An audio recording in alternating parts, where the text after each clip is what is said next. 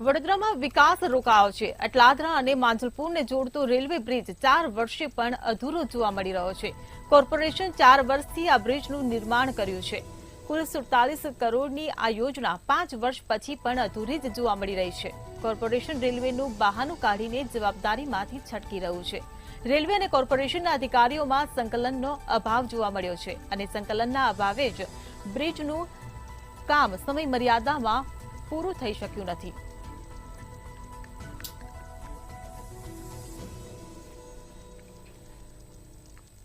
તો વડોદરા શહેરનો વિકાસ રોકાયો છે। અટલાદરા અને માંજલપુરને જોડતો બ્રિજ અધૂરો જોવા મળ્યો છે। રેલવે બ્રિજ 4 વર્ષે પણ અધૂરો જોવા મળ્યો। તો કોર્પોરેશન 4 વર્ષથી આ બ્રિજનું નિર્માણ કરી રહી છે। સ્માર્ટ સિટી વડોદરાનો અંધેર વહીવટ। પ્રધાનમંત્રી વડોદરાને સંઘાઈ બનાવવાની વાત કરે, પરંતુ ભ્રષ્ટ સત્તાધીશ અને દિશાહીન અધિકારીઓના પાપે વડોદરા સાંધાવાલું થઈ ગયું છે। માજલપુર થી અટલાદરા જતો બ્રિજ 5 વર્ષ થઈ ગયા, પરંતુ પૂર્ણ નથી થઈ રહ્યો અને દિશાહીન અધિકારી રવિ પંડ્યાનું કર્તૃત્વ જો બ્રિજ નું ટેન્ડર નીકળી ગયું, બ્રિજનું ખાતમુહૂર્ત થઈ ગયું, બ્રિજનું કામ શરૂ થઈ ગયું, પરંતુ બ્રિજની જમીન જ સંપાદન કરવાની રહી ગઈ।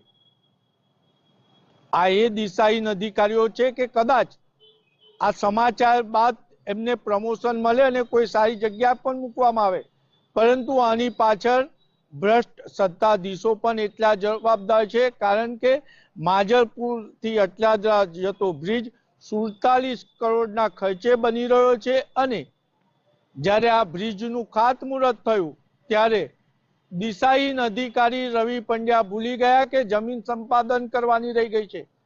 એક બાજુ બ્રિજ બનવાની કામગીરી શરૂ થઈ ગઈ અને તત્કાલીન મેયર કેવું રોકડિયાના ધ્યાનમાં આવ્યું કે બ્રિજની બીજા દિશા પરનું તો જમીન જ સંપાદન નથી કરી, તો બ્રિજનું કામ કેવી રીતના શરૂ થશે।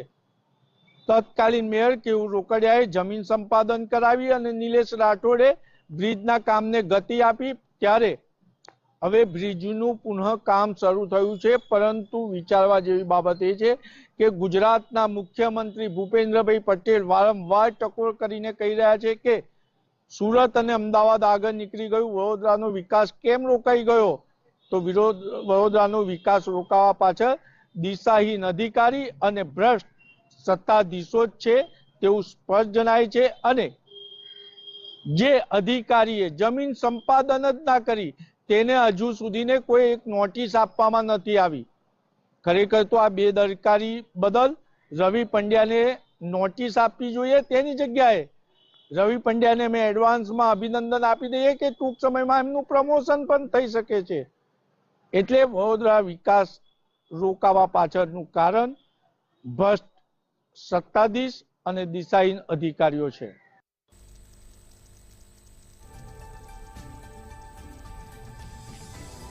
વડોદરાનો વિકાસ અધૂરો, કોર્પોરેશન 4 વર્ષથી બ્રિજનું નિર્માણ કામ કરી રહ્યું છે, ત્યારે 47 કરોડની આ યોજના 5 વર્ષ પછી પણ અધૂરી જોવા મળી રહી છે।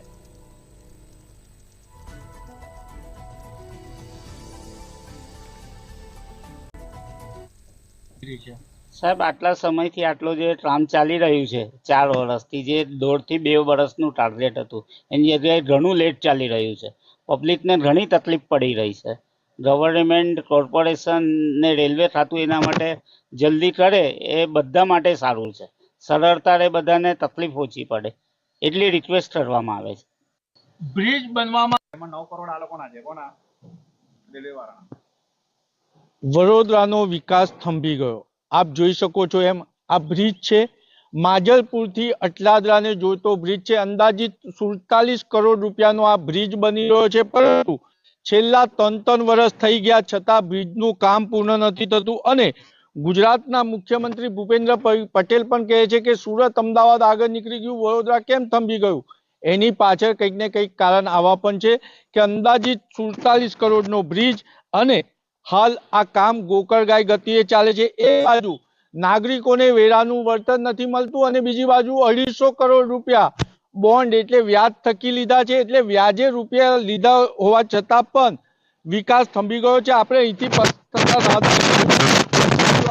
વર્ષથી બ્રિજનું કામ ચાલી રહ્યું છે, થંભી ગયો છે વિકાસ, અને તમને શું તકલીફ પડી રહી છે? તકલીફ એ પડી રહી છે કે જે સ્કૂલમાં જવામાં તકલીફ બહુ પડી છે. ફાટક 4-5 ગાડી જાય ત્યાં સુધી ફાટક ખુલતા નથી.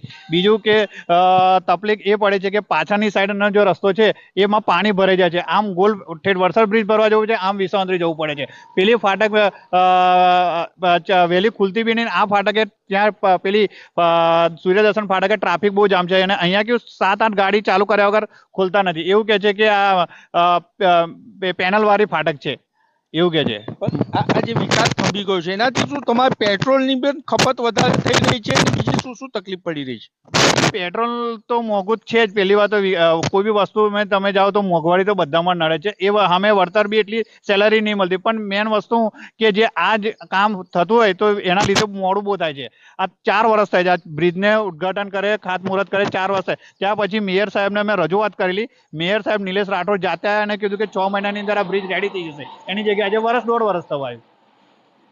એટલે નાગરિક છે કે લઈ ગયા પરંતુ બ્રિજ બન્યો નથી. હવે એ જ જોવું રહેવું કે અહેવાલ બાદ આ બ્રિજનું કામ કેટલું ઝડપી થઈ રહ્યું છે. કેમેરામેન કેતન શિંદે સાથે નિલેશ બ્રહ્મભટ્ટ, મંતવ્ય ન્યૂઝ, વડોદરા.